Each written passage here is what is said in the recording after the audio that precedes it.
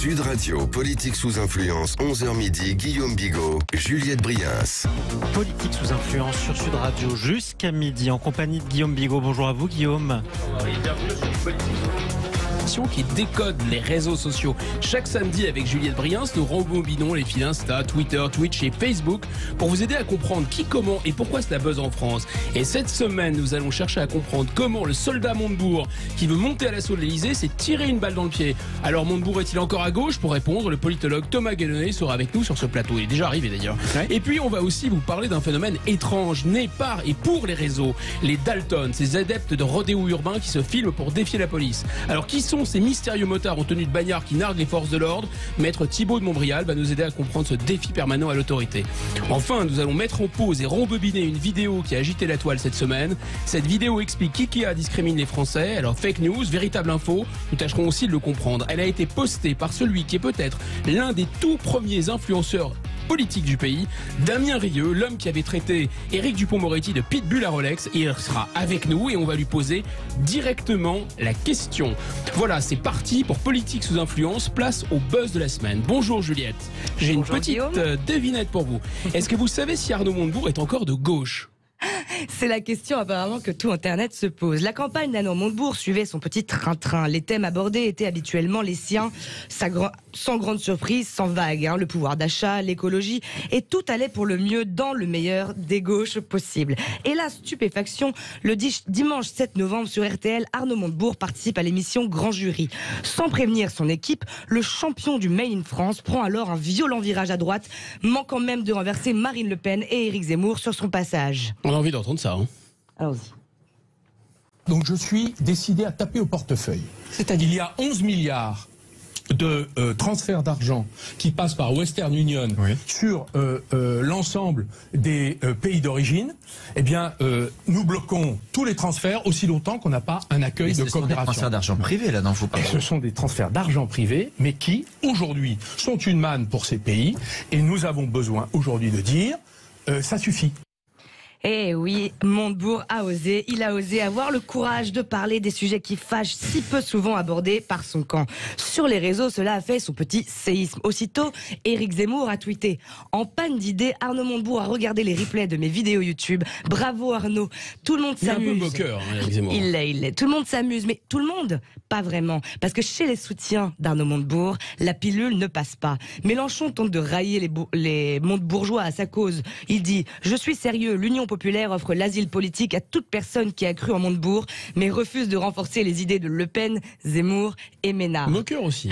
Sandrine Rousseau, qui continue d'être très active sur Twitter, implore: Arnaud, reviens avec nous, à gauche, en sortant du studio. Alors c'est beau, c'est beau. Mais notons au passage, j'ai que Madame Rousseau qui n'a pas compris qu'elle n'allait pas gagner la primaire, mais enfin, son tweet est quand même très très drôle, avouons-le. Et le PS alors ? Eh bien, le patron des socialistes, Olivier Faure, s'est dit heurté parce qu'il estime être une mesure d'extrême droite. Bah oui, le réel, ça peut faire mal. Et notre ami Arnaud Montebourg, alors comment a-t-il réagi finalement ? Très vite, il a tenté de rectifier le tir sur Twitter. Il a dit: j'ai une passion pour la France, je ne veux pas porter tort à ceux qui bossent dur. J'en ai heurté certains, peut-être blessés, inquiétés, mais ce n'est pas à eux que cette mesure était destinée. J'ai voulu viser les États, je ne veux pas toucher ces familles qui travaillent dur pour envoyer de l'argent. Oui, c'est du bon sens d'ailleurs. Voilà, et sur LCP, le lendemain, Arnaud Montebourg admet s'être fait engueuler par des gens qu'il aime, mais il réfute le terme d'erreur, il parle d'incompréhension. Lundi soir, le collectif Les Jeunes avec Montebourg, juste avant de fermer son compte Twitter, a posté une déclaration pour annoncer qu'il jetait l'éponge. L'absence de remise en cause de ses propos dans les heures qui suivent son intervention nous fait dire que cette proposition était pensée, voulue et assumée. Nous constatons que le candidat est dorénavant en incapacité de rassembler autour de son projet. Les internautes ont très vite trouvé un détournement au slogan de campagne du candidat. La remontada est ainsi devenue la dégringolada. Aïe, aïe, aïe, caramba. Alors, bonjour Thomas Guénonnet, vous êtes politologue, essayiste. Votre dernier ouvrage est paru chez Plomb et s'intitule Le livre noir de la mondialisation. C'est bon, j'ai bon jusqu'ici là? Jusque-là, tout va bien. Ça va. Attendons la suite. Alors, vous vous revendiquez de la gauche. Donc, la première question que l'on a envie de poser à un politologue de gauche est la suivante. Est-ce que Arnaud Montebourg est-il encore de votre bord, cher Thomas Guénonnet? Comment dire? Dites-le. Ce qui compte, c'est d'examiner les positions prises par une personnalité politique sur l'ensemble de son parcours. Et après, bon, vous pouvez, comme nous tous d'ailleurs, vous êtes vous-même classé à droite ou à l'extrême droite, ça dépend pas qui vraiment. parle. Enfin, Non, c'est les autres qui parlent pour moi. Mais on trouvera forcément des convictions que vous avez qui ne sont pas dans ce terrain-là. Et moi-même, il y a forcément des trucs sur lesquels je suis d'accord avec des gens de droite. Ce qui compte, c'est de prendre l'ensemble. Et si on prend l'ensemble, Arnaud Montebourg, c'est quelqu'un qui est, qui est clairement marqué à gauche. Pas à l'extrême gauche, mais à gauche, et qui est sur des positions de redistribution des richesses qui sont plus à gauche que la moyenne du Parti socialiste où il a milité, et c'est par ailleurs un protectionniste. Si on devait le définir globalement sur tout ce qu'il a dit ces derniers temps, c'est surtout ça. Et donc, la proposition récente qu'il a faite, effectivement, crée un contraste assez saisissant avec les positions qu'il a pu prendre par le passé. Parce que finalement, vous dites qu'il y a une question de pouvoir d'achat dans le transfert d'argent de ces personnes. Non, c'est pas ce que je dis. Je dis juste que c'est un problème de positionnement par rapport aux différentes croyances et convictions de l'électorat. Alors, je m'explique. En fait, vous avez en France beaucoup d'électeurs qui croient dur comme fer que l'immigration est un énorme problème. Alors, si vous voulez, on en parlera sur le fond. Le Parti communiste pensait ça. Et je vous expliquerai que c'est faux, si vous le souhaitez. Mais Jean Jaurès pensait ça aussi. Mais Jean Jaurès, c'était il y a longtemps. Hein. Le Parti communiste aussi. C'était le temps où la gauche s'intéressait au peuple. Il y a beaucoup de choses qui ont bougé depuis, mais en tout cas, j'aime pas trop faire parler les morts à leur place, mais beaucoup d'électeurs donc croient dur comme fer que l'immigration est un énorme problème en France. Je répète que c'est faux, on en parlera si vous voulez plus tard, mais un quart des Français mettent l'immigration dans le top 3 de leur sujet pour la présidentielle. C'est vrai, c'est quand même significatif. Donc si vous êtes candidat à la présidentielle et si vous ciblez ces électeurs-là, vous devez parler d'immigration et vous devez avoir des propositions franchement dures pour essayer de les convaincre. Mais j'ai regardé plus en détail qui sont ces électeurs en termes de préférence politique. Ce sont des électeurs de droite et d'extrême droite à une écrasante majorité. Mais je peux vous poser une question. Je termine juste ma démonstration. C'est pour ça que je vous dis ça. Pour savoir qu'est-ce qui est arrivé à Arnaud Montebourg, il faut en passer par là. C'est que quand vous regardez en détail, l'immigration, elle est dans le top 3 des priorités, vous allez voir, de 62% des électeurs d'extrême droite, de 45% des électeurs de droite, de 17% des électeurs centristes, en clair ils s'en foutent, et de 8% des électeurs de gauche, c'est-à-dire c'est pas un sujet pour eux. Moralité, quand vous faites des propositions dures sur l'immigration, ça parle à fond aux électeurs de droite et d'extrême droite, mais ça ne parle qu'à eux. Et c'est rédhibitoire, repoussoir pour les électeurs de gauche qui détestent qu'on exprime des mesures pour taper sur les immigrés. En tout cas, eux le ressentent comme ça. Votre démonstration me paraît très claire, elle est limpide. Donc ça veut dire que vous comprenez un peu que les jeunes avec Montebourg aient rendu leur tablier ? Alors ça, c'est un sujet différent. On a donc compris ce qui est arrivé à Arnaud Montebourg, c'est l'histoire d'une énorme erreur de positionnement qui, in fine, le fait perdre sur les deux tableaux, puisqu'il finit par rétropédaler, mais le mal est fait vis-à-vis de l'électorat qui s'identifiait historiquement à lui, c'est-à-dire un électorat de gauche. Et ça prouve, se dit en passant, que être de gauche, être de droite, être d'extrême droite, être d'extrême gauche, ça veut dire quelque chose, contrairement à ce qu'on entend, comme quoi il n'y aurait plus de clivage. C'est complètement faux en réalité. Alors sur les jeunes avec Montebourg, en réalité, qu'est-ce qu'on a ? Derrière ça, on a une poignée de militants étudiants à Sciences Po. C'est ça en fait, le truc. Et ils ont un compte Twitter et ils se sont créés d'eux-mêmes.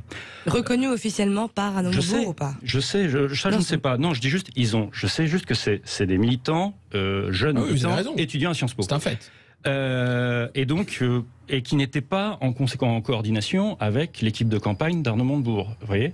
Et donc, c'est dans la presse, moi je donne des informations qui sont tout à fait publiques. C'est des fans de Montebourg ? C'est des fans de Montebourg qui se sont désolidarisés. Mais là où c'est intéressant, c'est que comme ils se sont appropriés, puisqu'on parle de l'influence sur les réseaux sociaux, comme ils se sont appropriés la marque Jeunes avec Montebourg, quand ils ont fait un acte spectaculaire sur Twitter, c'est-à-dire un communiqué de désolidarisation et ensuite un suicide de compte Twitter, ce qui est quand même pas un acte courant, eh bien tous les médias écrits en ont parlé, et donc ça devient l'image d'un bateau qui coule parce qu'une de ses composantes s'est désolidarisée. Surtout jeunes, puis c'est sabordé et c'est les jeunes. Et donc ça, pour moi, c'est un cas d'école d'effet de loupe de Twitter et du poids d'un certain microcosme par rapport à une réalité qui est qu'il y a 15 types d'une vingtaine d'années qui n'ont pas aimé ce qu'il a dit. Mais là, vous nous avez ça me paraît intéressant. Répondu de manière super claire en tant que politologue, avec des éléments assez objectifs, en disant écoutez, regardez le positionnement idéologique des uns et des autres et l'étiage, etc. Donc c'est un peu normal qu'il soit mis la gauche à dos, finalement, et ça, on le comprend très bien.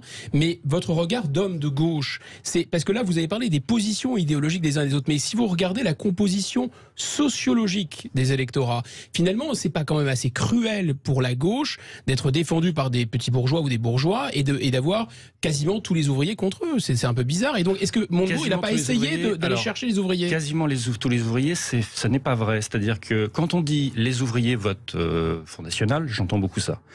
Ce que montrent les chiffres. Non, c'est faux. C'est-à-dire, pour être plus précis, c'est au sens strict, c'est une généralisation abusive. Ce que je veux dire par là, c'est que on n'a pas du tout 100% des ouvriers qui votent pour l'extrême droite. On n'a même pas, une grosse partie on n'a même pas la majorité. Ce qu'on a, c'est une majorité relative. Je ne le conteste pas. Ce que je veux dire juste, c'est qu'il y a aussi des ouvriers, et c'est lui qui arrive deuxième. Il y a des ouvriers qui votent Macron. Oui. Donc il y a des ouvriers centristes. 20% je voudrais qu'on l'entende. Heureusement, les gens ne sont pas prisonniers de leur classe sociale. Heureusement. Voilà, c'est là que je voulais en venir. C'est que un vote ouvrier monolithique, comme toutes les autres classes sociales, ça n'existe pas. Heureusement d'ailleurs. Voilà, et j'en suis, moi, j'ai pas trouvé avec ça. Attendez, et je termine juste pour expliquer.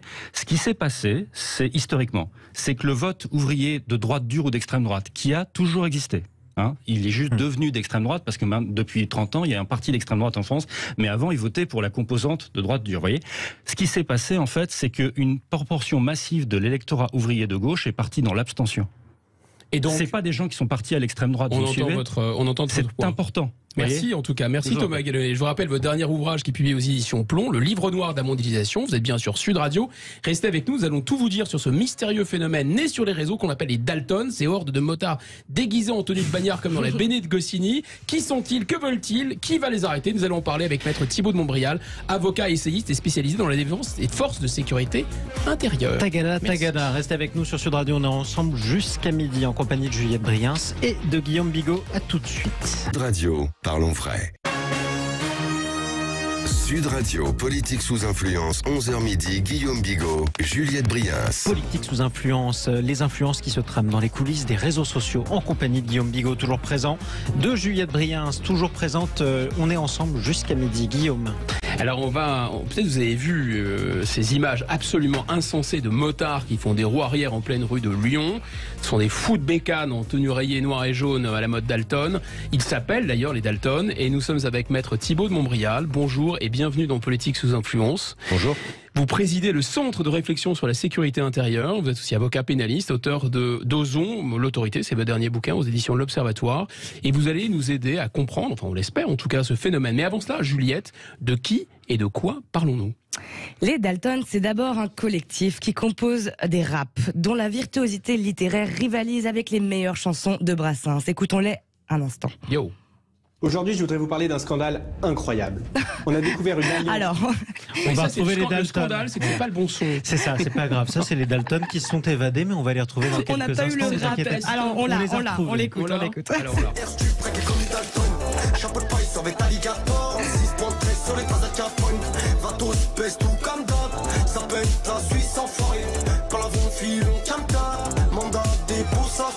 Voilà. Ah ouais, ça aurait été trop moche d'autres pas écouter ça, quoi. Ça, c'est en top 1 dans la playlist de Guillaume Bigot, faut bien le savoir. Direct.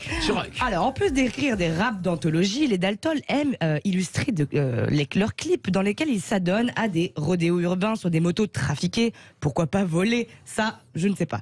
Car ces Molières en herbe maîtrisent parfaitement l'art de l'allégorie. Les Dalton narguent en effet ostensiblement les forces de l'ordre en semblant dire « attrapez-nous si vous pouvez ». En février et juin, les compères ont organisé pas moins de 4 rodéos urbains au cœur du 8e arrondissement de Lyon, ce qui vaudra l'interpellation et l'incarcération d'un des Dalton. Avril, non? Peut-être Avril, si tant est qu'il y a un Joe parmi eux. Donc, Maïdi Fiad, alias Manigété, qui écopera de 9 mois de prison ferme. Les Dalton ont décidé de ne pas laisser passer ce qu'ils considèrent comme un affront. Dès lors, ils utilisent régulièrement... Ouais, ça se fait pas trop d'arrêter comme ça. Ils utilisent donc régulièrement leurs 17 000 abonnés sur Instagram pour ridiculiser la place Beauvau. Les rodéos urbains sont carrément filmés en live sur leur compte Instagram. On les voit prendre des risques incommensurables, frôler les passants, lancer à toute vitesse sur des places piétonnes de Lyon. Les rues s'affolent, la police échoue à les attraper et Instagram refuse de les censurer. En réaction aux 5 interpellations qui ont eu lieu depuis le début de l'été, les Dalton avaient prévenu, toujours via les réseaux sociaux, car c'est bien là qu'ils existent, qu'il y aurait d'autres coups d'éclat. Promesse tenue, jeudi 4 novembre, au Groupama Stadium, 2 membres du collectif se sont introduits sur la pelouse pendant que les Lyonnais affrontaient les Tchèques de Prague. Apparemment, âgés de 15 et de 20 ans, Selon la police, les deux garnements ont fini par être placés en garde à vue. Mais les images se sont immédiatement hissées au top tendance dans la catégorie sport de Twitter et les forces de l'ordre essuient une nouvelle humiliation. À l'AFP, pour l'AFP, les représentants des Dalton déclarent... Ah, parce que les Dalton, ils parlent à l'AFP. Tout à fait. On connaît la prison. Ça ne fait peur à aucun Dalton. Les Dalton, c'est une famille qui grandit de jour en jour.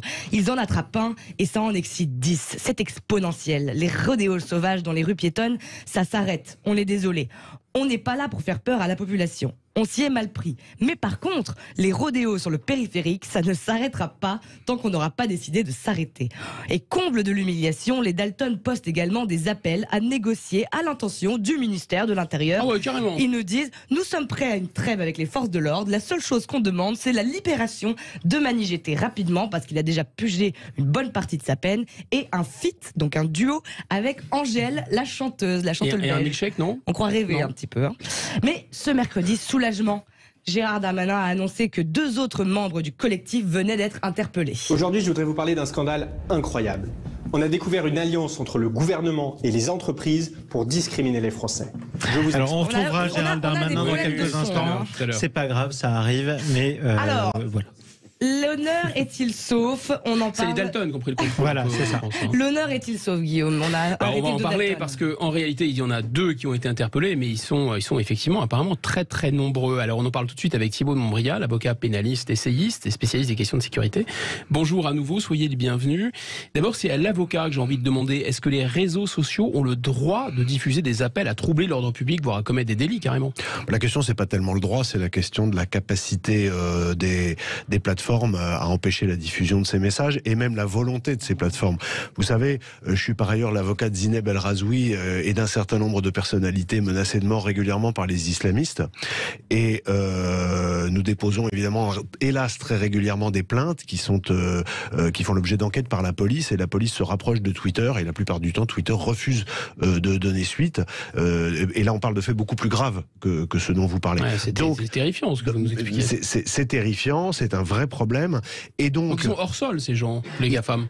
Ils sont Juridiquement hors sol. Juridiquement hors sol au nom d'une interprétation du premier amendement de la Constitution américaine qui protège une liberté d'expression totale et ils l'étendent, y compris sur le reste du monde. Mais ça, pour répondre directement à votre question, ça veut dire que tous les utilisateurs des réseaux sociaux ont parfaitement compris cette faille juridique.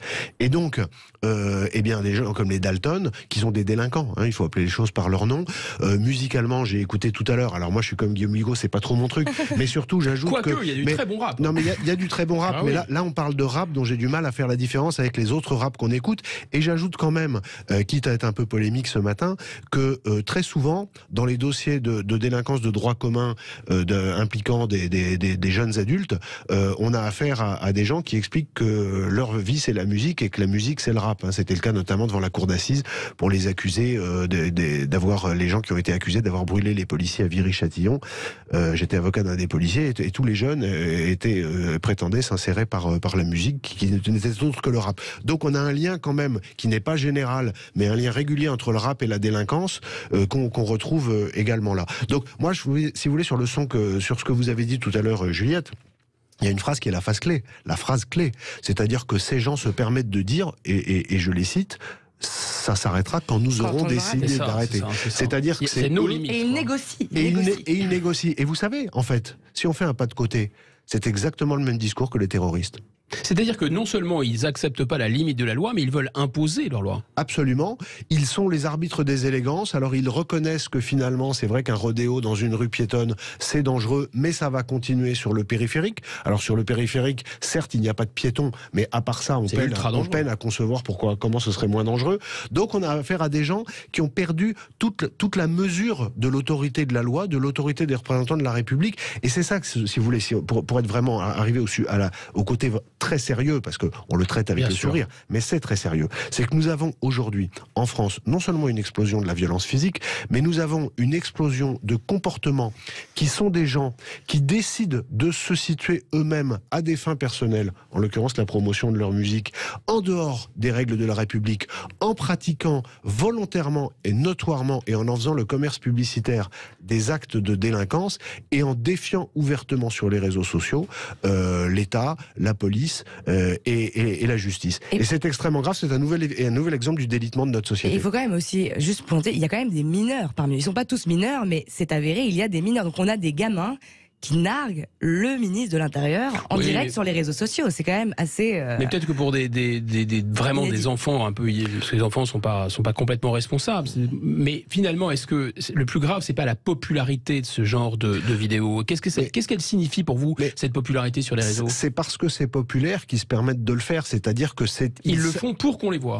Ils le font pour qu'on les voit, et eux le font, mais un certain nombre de gens exultent en les regardant, parce qu'ils matérialise le rêve de défi de l'autorité, en particulier de l'autorité de l'État, d'un certain nombre de gens qui les suivent. Moi, je vais vous dire une chose, si j'avais été ministre de l'Intérieur, ce que j'aurais fait, c'est que j'aurais fait interpeller à la sortie du studio de Cyril Hanouna ceux qui ont, les 4 Dalton, qui sont allés continuer, dans la logique dont on vient de parler, s'exprimer, complaisamment invités par un animateur dont l'émission est une dérive quotidienne, s'exprimer donc et vanter, faire la promotion de leur délit. Parce que, pour le reste, le job est fait, ils sont interpellés régulièrement. Mais il fallait répondre au spectacle par le spectacle. Mais ce que vous dites est très très intéressant, parce qu'en fait on se rend compte entre les GAFAM qui refusent de censurer, entre certains animateurs qui les invitent et qui les starifient, et entre les grandes majors du disque qui diffusent des paroles absolument incendiaires, finalement on est absolument complice de ça, parce que des ados défient la loi, c'est banal, mais là c'est amplifié par la société. Donc le problème c'est nous finalement. Le problème c'est que c'est l'absence de réaction. Il faut une réaction à la hauteur. Vous avez raison, le défi par des adolescents de l'ordre établi, c'est vieux comme le monde.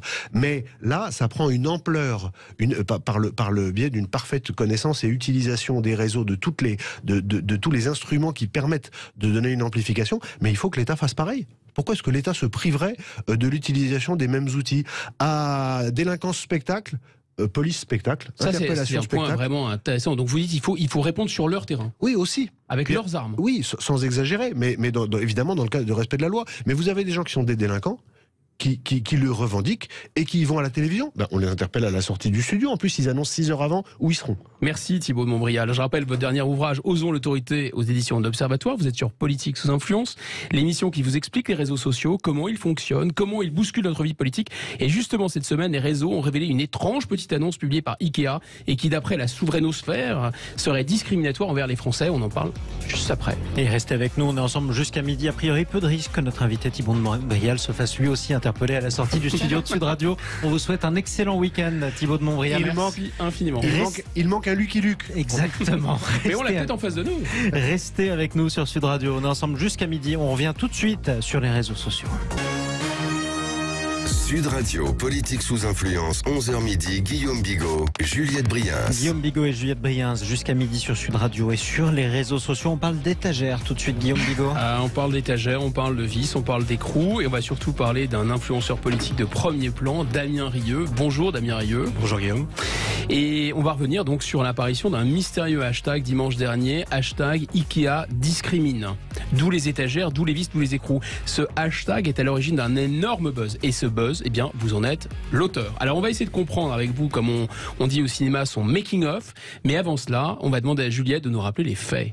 Et oui, la vidéo de monsieur Damien Rieu, ici présent, qui a diffusé le hashtag Ikea discrimine, présente une annonce pour une formation rémunérée offerte par Ikea et débouchant sur un emploi de préparateur de commandes cariste. Cette annonce présente des critères de sélection surprenants. En effet, pour postuler, il fallait 1. Être inscrit à Pôle emploi, jusque-là tout va bien.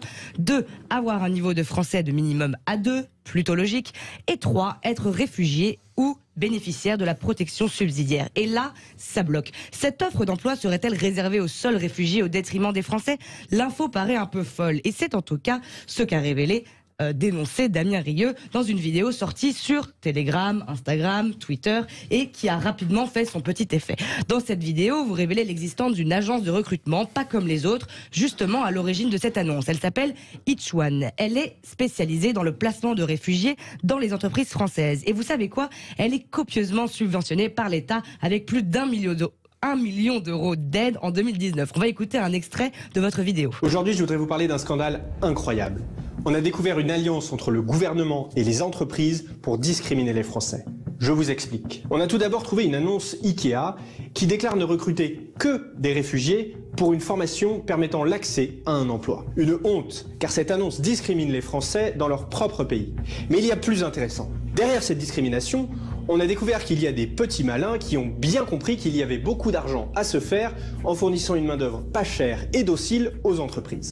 Ouais, ça fait son petit effet, en tout cas. Et d'ailleurs, Ikea, je tiens à dire, Ikea France a regretté le malentendu à la suite de la publication d'une offre de formation faite par un de ses partenaires. Alors on va y revenir tout à l'heure parce qu'il y a vraiment un débat là-dessus. Les ambitions, en tout cas, de cette mi-agence, mi-ONG, sont vastes, mais on apprend que pour le moment, les résultats sont un peu poussifs, avec 1 million d'euros d'aide en 2019 et 1200 postes pourvus en 5 ans. On arrive à une moyenne de 240 réfugiés placés. Avec 1 million d'euros de subventions, on arrive donc à financer chaque salaire ou presque. C'est toujours ça de gagner pour les grandes entreprises. Marine Le Pen, qui est proche de vous, a rapidement tweeté: le cabinet Ichwan organise les recrutements, Ikea discrimine, et il est soutenu par le gouvernement. Alors que 5,5 millions de Français sont au chômage, cette priorité étrangère est indigne. Hashtag Ikea discrimine les Français avec l'aide d'agences spécialisées et du gouvernement. Le racisme d'État et le racisme systémique existent. 3 petits points, mais contre les Français. J'y mettrai un fin dès mon élection. On a également le Huffington Post, donc dans le camp d'en face, qui s'est un peu moqué de cette réaction éruptive de la présidente du Rassemblement national et qui nous disent: il y a la Marine Le Pen qui prône l'assimilation des immigrés et il y a la Marine Le Pen qui refuse que ceux-ci puissent s'intégrer par le travail. À signaler qu'IKEA et d'autres marques comme Monoprix ou Leclerc ont signé un contrat avec l'agence Ichwan qui les engage à leur reverser une commission de 15% du salaire annuel de la personne réfugiée, leur permettant ainsi d'inclure dans leur marketing un brin d'amour, un brin d'inclusivité non négligeable par les temps qui courent. Ben oui, Juliette, c'est all inclusive, c'est du win-win. Comme on dit, mais de nombreux médias ont pris le relais afin de dénoncer une fake news grâce au fameux debunk. Mais non, mais les élites françaises sont pas du tout américanisées. Oui, en effet. La même annonce existait sur le site d'IKEA sans mention ni critère de nationalité. C'est pour ça qu'on a accusé donc Damien Rieu de fake news. Le poste étant ouvert à tous, comme ils le disent dans leur communiqué, il y aurait eu confusion grave entre cette formation à l'origine de l'agence Ichwan et l'offre de poste dans les magasins IKEA. Le mieux, Juliette, c'est pour avoir le cœur net, c'est tout de même d'interroger celui par qui le scandale est arrivé. Alors Damien Rieu, fake news ou pas fake news ? Non, pas fake news, puisque évidemment il y a une filière parmi le recrutement IKEA qui réserve un certain nombre de postes de facto pour les migrants. Donc c'est typiquement une discrimination. Et d'ailleurs, il y a une avocate. Pardon de vous interrompre, mais quand vous dites réserve, ça veut dire que c'est interdit aux autres ou il y a une action en particulier à l'endroit de cette il se trouve que cette formation, et c'est marqué dans l'annonce, cette formation débouche sur des CDD et des CDI. Et d'ailleurs, une avocate dans le Figaro a dit que cette annonce était attaquable en justice. Donc sans présager de ce que pourrait en dire la justice, en tout cas c'était pas du tout une fake news et contrairement à ce qui était dit par des journalistes de gauche, c'est susceptible d'y avoir un recours juridique intéressant contre cette annonce. Mais tout de même, Ikea a proposé la même annonce aussi, évidemment plus largement ouverte, après ou avant ou en même temps ? Non, mais en même temps, mais je veux dire évidemment qu'IKEA ne recrute pas que des migrants. Donc oui, il y a des centaines de postes et j'espère qu'on n'en est pas encore là. Donc forcément, IKEA recrute des Français, mais il y a une filière migrants et tout cela est un véritable business. En fait, ce que je dénonce, c'est pas forcément IKEA, c'est derrière à la fois le business de ce qu'on appelle les entreprises à utilité sociale qui jouent sur les deux tableaux, puisque à la fois elles sont subventionnées par le gouvernement, c'est le cas de Ichwan, vous l'avez dit, qui récupère 1 million d'euros de subventions, et en même temps elles récupèrent 15% des salaires des migrants qu'elles placent dans les entreprises. Donc il y a des entreprises qui font du business, et c'est le cas d'Ichwan, qui n'est pas la seule agence à faire ça. Et puis en fait, ce que je dénonce surtout, c'est que l'État se décarcasse pour que les réfugiés trouvent des emplois. Et si l'État pouvait se décarcasser autant pour les Français, ça serait formidable. Parce qu'en fait, tout ce programme fait partie du programme HOPE. Alors le programme HOPE, c'est hébergement, orientation, parcours vers l'emploi. C'est un programme qui est mis en place par l'OFII. Et c'est un programme qui coûte 40 000 euros par réfugié, où on va prendre en charge le réfugié de la formation jusqu'au logement. Éventuellement, on va s'occuper de son déménagement, on va même lui fournir des meubles, on va lui trouver un emploi, on va lui payer sa formation. Voilà. Et tout ça, les chômeurs français ne l'ont pas. Donc ils sont discriminés dans leur propre pays par rapport aux réfugiés qui sont privilégiés. Votre argument, si on l'entend, c'est qu'en fait, il y a, disons, des aides sociales, etc. Mais que ce soit des Français ou des étrangers, des gens qui payent des cotisations sociales. Vous le rappelez, il y a aussi des étrangers qui payent des cotisations sociales. Mais en fait, là, ce sont des réfugiés, donc des gens qui sont hors du système, qui n'ont pas cotisé. C'est ça que vous nous dites aussi. Mais ce que je dénonce, c'est qu'ils sont chouchoutés par un programme anti-chômage pour les faire aller vers l'emploi, dont les Français ne bénéficient pas. Il n'y a aucun Français, aucun chômeur français qui a bénéficié de 40 000 euros d'argent public pour trouver un emploi. Ça n'existe pas. Donc c'est un scandale et c'est du racisme d'État. Quand on parle de racisme systémique et de racisme d'État, oui, ça existe. Est-ce que le terme racisme, alors moi que ce soit choquant, je suis plutôt assez d'accord avec vous finalement, c'est quand même assez choquant, c'est vrai. C'est systémique puisque c'est l'État, c'est le mélange des genres aussi, je suis assez d'accord avec vous. Est-ce que le racisme est adapté en fait? Comment vous appelez ça quand j'entends Rokhaya Diallo qui parle de racisme d'État? Qu'est-ce que c'est que le racisme d'État? C'est une préférence étrangère. Donc oui, mais préférence et racisme. Non, racisme. On peut jouer sur les mots si vous voulez. Non, les mots ont un sens. Pardon, les mots ont un sens. Moi, je pense qu'en face, il y a des gens qui délirent complètement. Laura Adler délire complètement quand elle dit si on entend la langue française, c'est à l'attention. Les blancs, c'est délirant. Mais si vous dites que des choses qui sont réservées à des gens qui n'ont pas la nationalité, voire qui ont un statut juridique de réfugié, c'est choquant. Je suis d'accord. Mais si vous appelez ça du racisme, vous là aussi, vous dérapez sur les mots. Il y a une organisation pour que les Français soient discriminés à l'emploi, et c'est l'État qui est derrière cette organisation. Donc, je suis désolé. C'est choquant, mais c'est peut-être pas du racisme. Quoi qu'il en soit, on parle quand même de 1200 réfugiés placés en 5 ans. On n'a pas l'impression que les Français étaient beaucoup, pas discriminés, mais beaucoup en manque. C'est-à-dire que 1200 réfugiés en 5 ans, c'est quand même très peu. Non, mais si on mange le pain des Français, là, c'est quelques miettes. C'est un programme parmi d'autres. On sait aujourd'hui que les migrants, les réfugiés, les mineurs isolés, comme on dit, coûtent une fortune au département. Pareil, dans ces eaux-là, 40 000 euros par an au département. Les départements sont en train de crouler. Aujourd'hui, toutes les places d'hébergement, et ça je vais faire l'objet d'une vidéo là-dessus, vous savez que 21% des chambres d'hôtel en Ile-de-France sont occupées pour l'hébergement d'urgence, qui est à 80% pour des migrants et des réfugiés. On parle de milliers et de milliers de chambres d'hôtel. C'est vous qui payez. Donc il y a aussi tout ce problème-là. Et en fait, on voit que le gouvernement sort les millions et les milliards pour les réfugiés. Nous, on aimerait bien la même chose pour les Français. Mais cela dit, si on revient à ce que vous disiez, discrimination, parce que par exemple, les Français n'ont pas les aides qu'on a proposées à ces réfugiés, y compris dans le cadre de ce programme. Si on suit votre raisonnement, à chaque fois que vous verrez un étranger ou un réfugié en situation légale qui reçoit un petit bol ou alors une aide plus ou moins grosse, vous parlerez de discrimination au seul prétexte qu'il y a un Français en face qu'on n'a pas, quoi. Mais votre problème, c'est les réfugiés ou les étrangers, c'est pas le... Et évidemment. Ouais, on est d'accord. Évidemment, je vous cache pas qu'il y a un petit problème d'immigration en France. Non, mais ça j'ai bien compris que c'était votre combat. Et que les Français, sont un petit peu conscients de ce sujet-là. La discrimination est un prétexte. Mais c'est comme vous savez, c'est comme sur l'AME. Les Français payent leurs soins par leurs cotisations et les réfugiés, les migrants sont exonérés. Vous avez vu cette vidéo sur le livre noir qui est passée il y a 48 heures où on a un clandestin qui explique non mais moi j'ai pas payé mes frais de santé, je me suis fait opérer et tout. J'ai l'impression que tout le monde est là aussi il y a discrimination. Mais le pays qui a longtemps fermé les yeux et qui a fait l'autruche était en train de sortir la tête du sable et d'observer et d'accepter cette réalité dont certains ponts sont choquants. Mais en effet, qu'il y ait des réfugiés et par définition pas beaucoup de réfugiés, c'est pas si choquant. C'est un peu quand même, si ce sont de vrais réfugiés, c'est un peu l'honneur de la France. Vous savez, le droit d'asile à la base, c'est pour des gens comme Julian Assange, c'est pour des réfugiés politiques, pour des dissidents. Mais ceux-là, il faut bien leur réserver quelques. Oui, écoutez, si c'était ça le problème, ça serait même pas un sujet. Moi, je serais en train de faire autre chose. On parlerait peut-être de 1000, 2000, 3000 personnes, vraiment des gens. Les républicains espagnols qu'on avait de l'autre côté des Pyrénées, ils n'étaient pas 1000 ou 2000 et c'était pas tous des Julian Assange. D'accord. Écoutez, en tout cas, moi, je pense qu'aujourd'hui, et je suis pas le seul à le dire, c'est une opinion qui est communément admise. Ce droit d'asile est largement détourné, et aujourd'hui, on se retrouve avec des gens qui s'inventent une homosexualité pour bénéficier d'une protection parce que dans leur pays, il y aurait de l'homophobie. Mais alors, dans ce cas-là, attention, parce qu'il y a de l'homophobie dans 2 milliards pour 2 milliards d'habitants. Donc, ça va être assez compliqué. Moi, j'ai envie. On va rester avec nous parce que j'ai envie de vous demander comment finalement vous avez trouvé cette vidéo et comment vous avez lancé ça sur les réseaux. Vous avez monté cette vidéo. Exactement. Nous sommes avec Damien Rieu, un homme qui parle très peu aux médias, mais qui sait parler à l'oreille des réseaux sociaux. C'est l'influenceur politique du moment, l'un de ceux qui font la pluie et le beau temps dans son camp politique sur les réseaux, qui va vous livrer son analyse sur la campagne. Et vous l'avez forcément croisé au moins sur Twitter ou sur d'autres réseaux sociaux. On va en parler avec vous d'ailleurs, Damien Rieu. Restez avec nous sur Sud Radio. On est ensemble jusqu'à midi. Sud Radio, politique sous influence, 11h midi, Guillaume Bigot, Juliette Briens. Jusqu'à midi, les stratégies des différentes équipes, des différents mouvements et des différents courants politiques sur les réseaux sociaux avec Juliette Briens et avec Guillaume Bigot. Exactement, Jean-Marie, et nous sommes avec Damien Rieu. Damien Rieu, qu'on entend peu dans les médias, et pourtant c'est quelqu'un qui a une influence considérable sur les réseaux. Vous savez, c'est ce jeune cadre avec un pull sur les épaules qui sirotait tranquillement un café lorsqu'il a interpellé Éric Dupond-Moretti himself en le traitant de pitbull à Rolex. Alors j'étais très jaloux de la punchline. Pendant la campagne régionale à Péronne dans les Hauts-de-France. Damien Rieu, merci d'avoir répondu à nos questions sur cette polémique Ikea, dont vous avez été le lanceur d'alerte ou le provocateur. C'est selon. Ce sera aux auditeurs de se forger leur opinion. Lanceur d'alerte, c'est en tout cas comme cela que vous vous décrivez sur vos réseaux sociaux, et c'est bien par là qu'on vous connaît.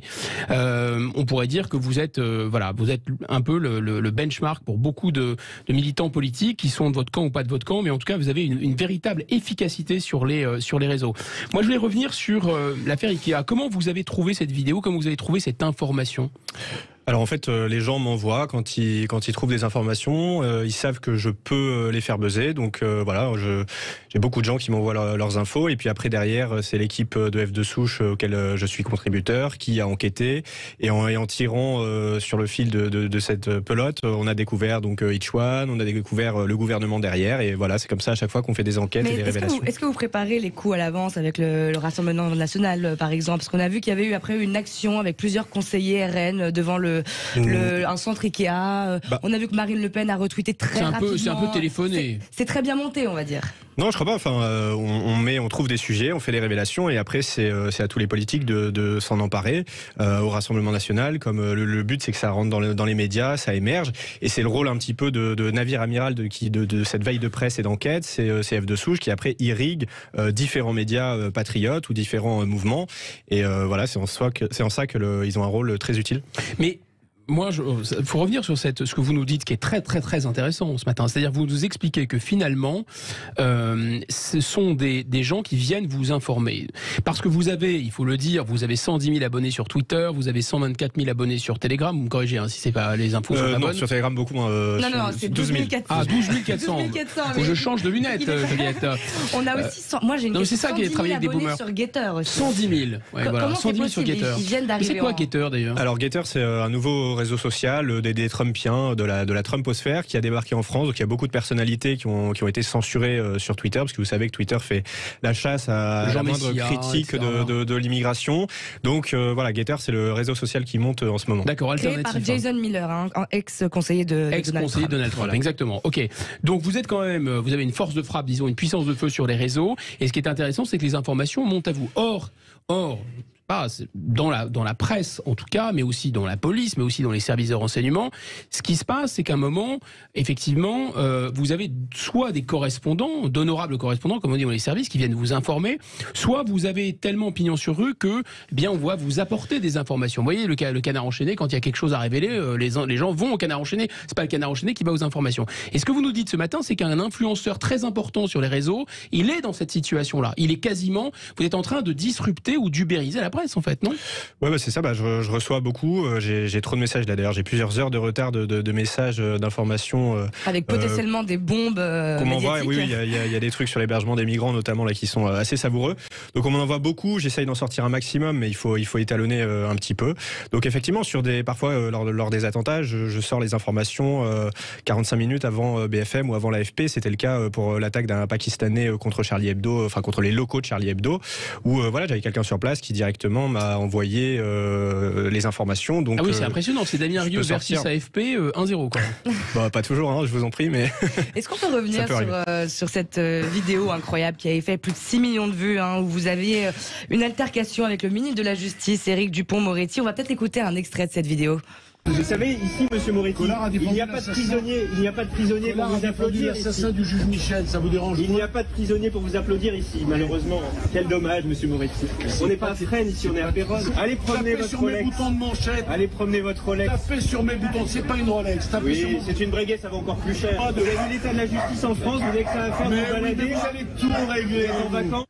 Non mais c'était préparé ou pas? C'était monté, c'est vraiment la question que tout le monde se pose. Vous pouvez le dire. Alors il n'y a rien de monté puisque c'est lui qui est venu à ma table. Il est venu 2 fois. Une première fois où j'ai pas réagi, où il m'a montré ses boutons de manchette, parce qu'en fait l'histoire c'est que. Alors attendez, ça c'est un scoop. Vous nous dites que monsieur Damien Rieu est assis sur un café et d'un seul coup le garde des Sceaux vient vous montrer ses boutons de manchette. Oui, parce qu'en fait on a eu une altercation sur Twitter quelques jours avant où il s'est pris en photo en train de coller des affiches avec des boutons de manchette et puis très élégant. et c'était assez ridicule. Du coup, je m'étais moqué de lui sur Twitter, ça avait buzzé, il l'avait assez mal pris.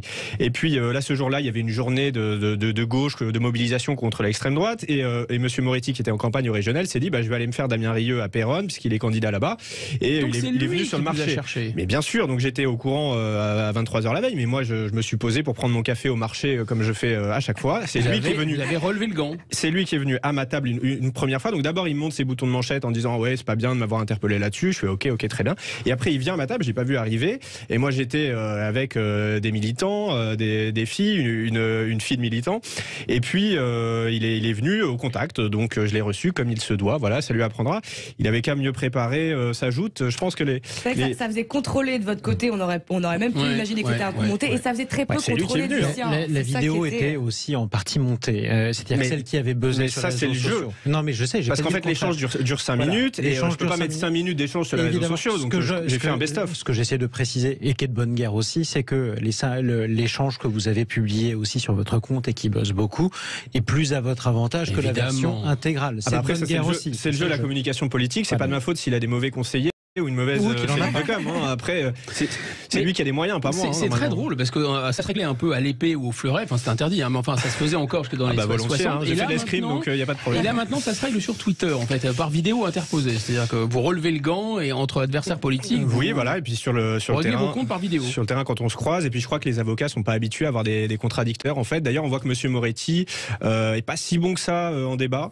Et je pense que c'est ça, c'est qu'en fait, dans les prétoires, effectivement, il intimide par son physique et par sa gouaille, mais en fait il n'est jamais contredit. Un avocat s'est jamais contredit ou très rarement, et donc à mon avis il y avait eu un défaut de répartie puis de manque de préparation parce qu'il aurait pu trouver meilleure réponse, je pense. Est-ce que vous pensez pas que ce genre d'altercation, ce genre de buzz en tout cas sur les réseaux ne fait pas un peu baisser le niveau politique, le niveau du débat? C'est pas moi qui suis ministre de la Justice, c'est pas moi qui me suis abaissé à interpeller un candidat à sa table qui était tranquillement installé, donc c'est lui qui a perdu. Au-delà de cette affaire, plus généralement, cette culture du clash. Non, il faut arrêter. Échanges de tweets aussi. Mais attendez, les débats à l'Assemblée nationale étaient sanglants au début du siècle dernier. Certes, mais avec un peu plus de densité, non? Guillaume et Juliette ont rappelé eux-mêmes que c'était vous qui aviez commencé à le charrier. Vous avez dit vous-même que c'est vous qui aviez commencé à le charrier sur ces boutons de manchette. Ce que veut dire Juliette, c'est est-ce que ça baisse le niveau de la politique, ce genre de clash sur Twitter? Non, c'est faux, je pense pas, parce que vous savez, il y avait des caricatures très violentes, encore une fois, au début du XXe siècle. Donc, fait par des caricaturistes, pas par des candidats. Oui, mais c'est une provocation en soi. Si vous voulez, mais bon, c'est la caricature du 20.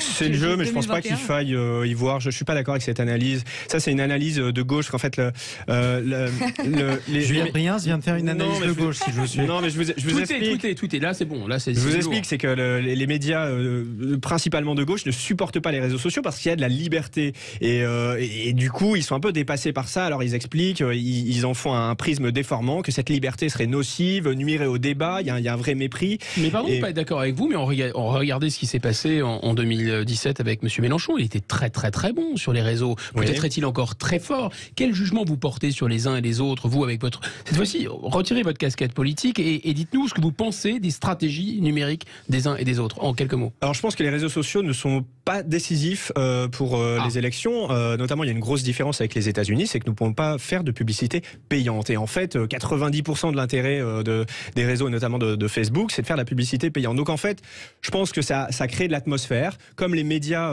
créent de l'atmosphère, c'est un des éléments qui peuvent pousser des polémiques, mais ce n'est pas un moteur de vote, ce n'est pas fondamental. Et puis surtout aujourd'hui, il n'y a personne qui a un avantage concurrentiel sur les autres. Tous les candidats sont sur tous les réseaux, les maîtrisent à peu près. Il y a de temps en temps une petite nouveauté, mais je crois qu'aujourd'hui ça joue pas en termes électoraux. Évidemment, il y en a qui se débrouillent un petit peu mieux, mais si ça jouait vraiment, on aurait un Florian Philippot, un Nicolas Dupont-Aignan qui aurait un score avec un zéro supplémentaire. Donc la performance sur les réseaux ne se retrouve pas non, pas du tout. Et mobiliser les adhérents peut-être ou les militants. Oui, peut-être. Ça permet de pousser des thématiques. On l'avait vu avec Sandrine Rousseau, ça en avait beaucoup parlé. Elle était très performante sur les réseaux sociaux. Elle a perdu la primaire. Non, mais je dis pas que c'est inutile, mais je pense que électoralement, il faut relativiser. En France, c'est très encadré. On peut pas faire grand chose et c'est pas du tout comparable. D'accord, mais enfin, on n'a pas eu la berlue quand même. Cambridge Analytica, ça a bel et bien existé. C'est une société. Non, c'est fake news ça aussi. Mais ça, il y a que Nolo qui croit ça. Enfin, c'est vraiment. Ça, c'est les mauvais perdants. Oui, quand on perd un référendum, quand on perd une élection, c'est parce qu'il y a une manipulation. Vous savez, c'est du complotisme. Attends, moi je serais de la politique. Sincèrement, je ferais de la politique. J'aurais accès à l'intelligence artificielle. J'aurais accès à des robots. Je serais en mesure de récupérer des millions et des milliards avec la publicité payante derrière. C'est quand on fait du ciblage avec publicité payante derrière. C'est pas possible en France. Donc il faut de la pub pour faire ça. Bah oui. Damien Rieu, vous rappelez que le dernier à avoir perdu une élection, à avoir crié à la manipulation, c'était aussi Donald Trump. Vous l'avez dit à l'instant, c'était du complotisme. D'accord. Mais quand c'est Donald Trump, la gauche dit que c'est du complotisme, et quand c'est la gauche qui voit soit les Russes derrière tout, ou derrière une victoire de Donald Trump, c'est du complotisme. En un mot, c'en était ou pas? C'est pas du complotisme, pardon. En un mot, c'en était ou pas? Pour vous, c'en était pas, Donald Trump? Je pense qu'il y a une culture de la triche aux États-Unis, dans les deux camps. Alors lequel a le plus triché dans les deux camps, je sais pas, mais voilà. En tout cas, ce qui est sûr, c'est qu'il y a un scoop ce matin, c'est que vous n'êtes pas à gauche. Voilà, ça, je crois que c'est très clair. Et merci infiniment, Damien Rieu. Restez avec nous sur Sud Radio.